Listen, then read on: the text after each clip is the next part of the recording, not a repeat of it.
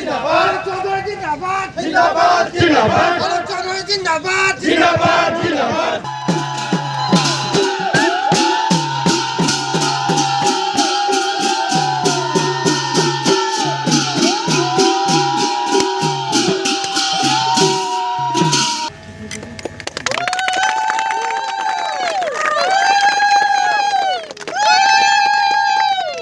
কৈছিলে যে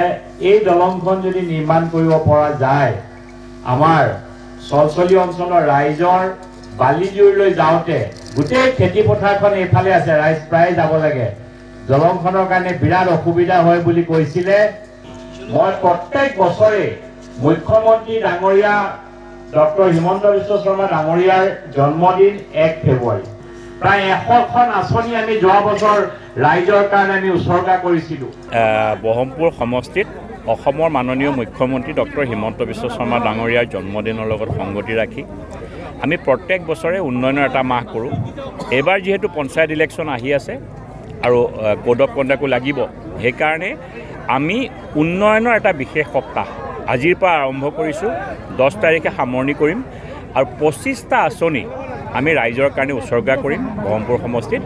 তাৰে আজি 7খন ব্ৰিজৰ শিলান্যাস অনুষ্ঠান কৰিছোঁ এতিয়া মই এইখন 2 নম্বৰ ব্ৰিজখন আমাৰ চলচলিৰ পৰা যিখন বালিজুৰি সংযোগী পথটো ৰাইজৰ বহুত পুৰণা এইটো এটা ৰাইজৰ অসুবিধা আছিলে আজি এই ব্ৰিজখনৰ শিলান্যাস কৰাৰ পৰা নিজকে সুখী অনুভৱ কৰিছোঁ ৰাইজৰ বহুদিনীয়া এটা চলচলিবাসী ৰাইজৰ পুৰণি এটা প্ৰব্লেম আজি ছল্ভ হৈছে আৰু আমি 10 তাৰিখে এই যি উন্নয়নৰ বিশেষ সপ্তাহটোৰ অন্ত পেলাম কামপুৰত এখন ডাঙৰ বিশেষ সভা হ'ব য'ত অসমৰ মাননীয় মন্ত্ৰী পীযুষ হাজৰিকা ডাঙৰীয়া আহিব সেইদিনাখন আমি প্ৰায় 5টা ডাঙৰ প্ৰজেক্টৰ শিলান্যাস আমি কামপুৰ অঞ্চলত কৰিম মই সকলোকে অভিনন্দন জনাইছোঁ চলচলিবাসী ৰাইজক অভিনন্দন জনাইছোঁ বহমপুৰবাসী ৰাইজক অভিনন্দন জনাই এই আজি শুভাৰম্ভ কৰিছোঁ উন্নয়নৰ বিশেষ সপ্তাহৰ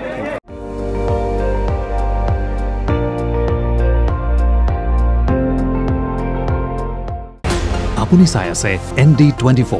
সৰ্বশ্ৰেষ্ঠ নহয় সৰ্বোত্তমৰ দৌৰ